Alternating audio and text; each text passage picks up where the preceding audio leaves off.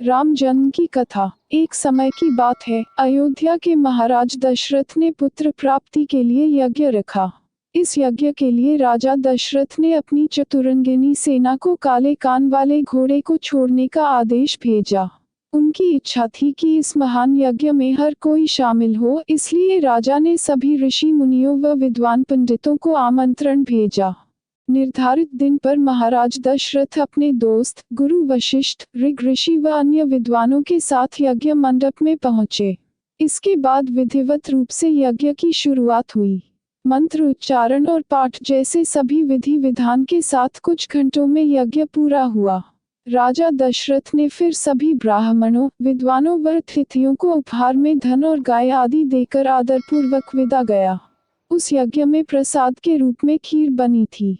उस प्रसाद में पुत्र प्राप्ति का आशीर्वाद था, जिसे खाने के बाद तीनों रानियां गर्भवती हो गईं। कुछ समय बाद चैत्र माह में शुक्ल पक्ष की नवमी तिथि के दिन राजा दशरथ की पहली पत्नी यानी रानी कौशल्या ने एक बच्चे को जन्म दिया। उस बच्चे के चेहरे में इतनी रौनक थी कि हर कोई देखकर समझ जाता था कि वह आम बच्चा नहीं है। इसी तरह राजा की दूसरी रानी कैकेयी ने एक पुत्र और तीसरी रानी सुमित्रा ने 2 पुत्र को शुभ नक्षत्रों में जन्म दिया। राजा दशरथ का महल और नगर 4 पुत्रों के जन्म से खिलखिला उठा। चारों तरफ आनंद और जश्न का माहौल था।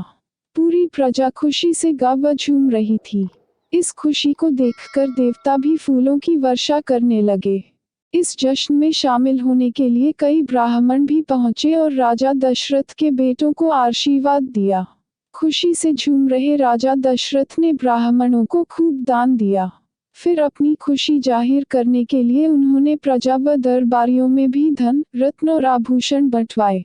समय आने पर सबकी मौजूदगी में चारों बालकों का नामकरण भी किया गया। महर्षि वशिष्ठ ने उनका नाम रामचंद्र, भरत, लक्ष्मण और शत्रुघ्न रखा। वक्त बीतता गया और धीरे धीरे ये चारों बालक बड़े हुए। इन चारों में राम अपने तेजस्वी गुणों के कारण प्रजा को अधिक प्रिय लगने लगे। अपनी प्रतिभा के चलते वो कम उम्र में ही सभी विषयों में महारत हासिल कर चुके थे। राम में सभी गुण थे। चाहे शस्त्र चलाने की बात हो या हाथी व घोड़े की सवारी, हर चीज में वो अव्वल थे।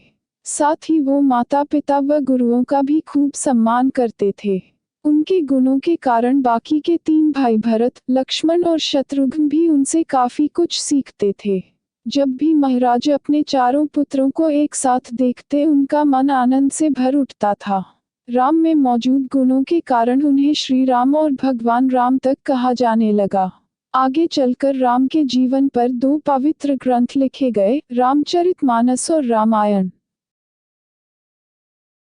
दोस्तों, अगर आपको वीडियो पसंद आए तो सब्सक्राइब जरूर करें, ताकि हम रोज आपके लिए ऐसी ही धार्मिक वीडियो बनाते रहे।